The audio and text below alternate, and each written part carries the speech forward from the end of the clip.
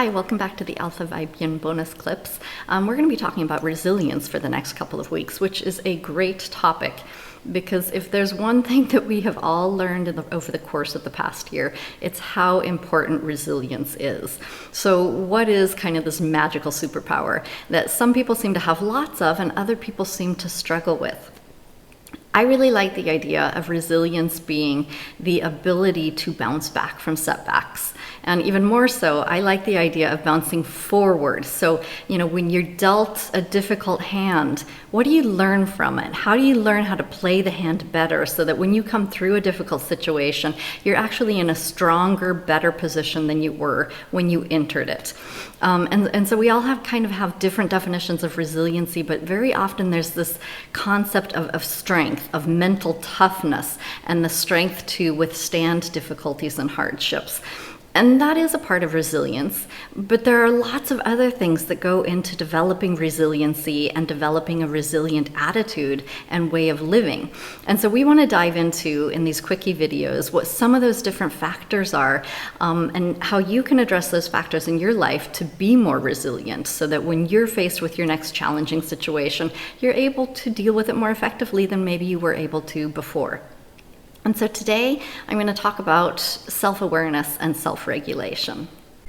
So that first one, self-awareness, this is really about how tuned in are you to what's going on with yourself. Are you aware of the way that you're responding to the circumstances and the situations that you're faced with?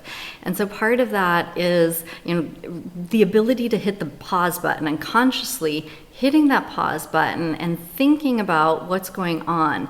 Are you aware of potentially the thinking patterns that you're generating and whether or not those are helping you or getting in the way of you being resilient and you being able to deal with the situation effectively?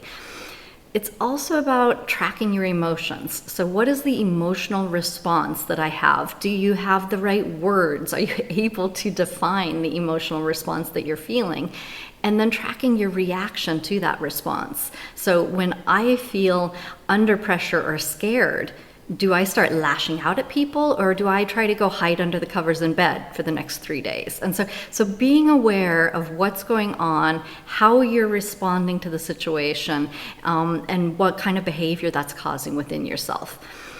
There's also an element here of being self-aware of your character strengths. And so when something arises and you start to say, hey, this thinking pattern that I'm displaying, this is not helping me right now. This is actually making the situation worse because I'm going down a rat hole. And being able to stop that and say, okay, what are the strengths that I can employ here to deal with this better than maybe my natural instinct is allowing me to do? And so knowing, am I really good in critical thinking? Am I a strategic thinker? Am I somebody who is very giving and kind and loving?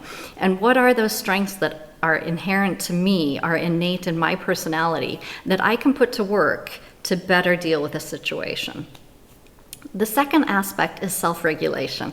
So being aware, first of all, what's going on, how am I responding, who am I, and then making the conscious decision to regulate the reaction and to move what might be moving in a negative direction consciously into a more positive pattern of behavior.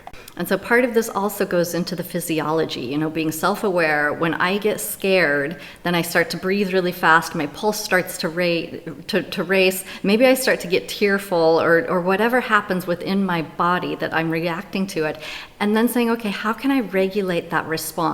And for me, for example, it's deep breathing. And so hitting the pause button, saying, okay, this is how I'm feeling scared, I'm feeling anxious.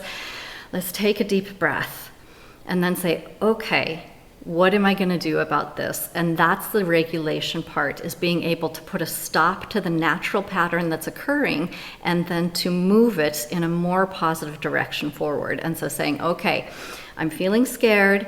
This is what I know has helped me in the past.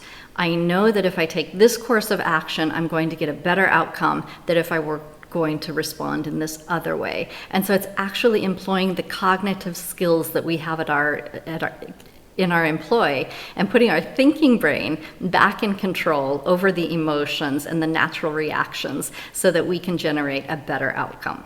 So there you have it. First quickie on resilience, self-awareness, and self-regulation. Those are two key things that you can do in your everyday life whenever you're faced with something that is challenging or difficult so that you can get to a better outcome.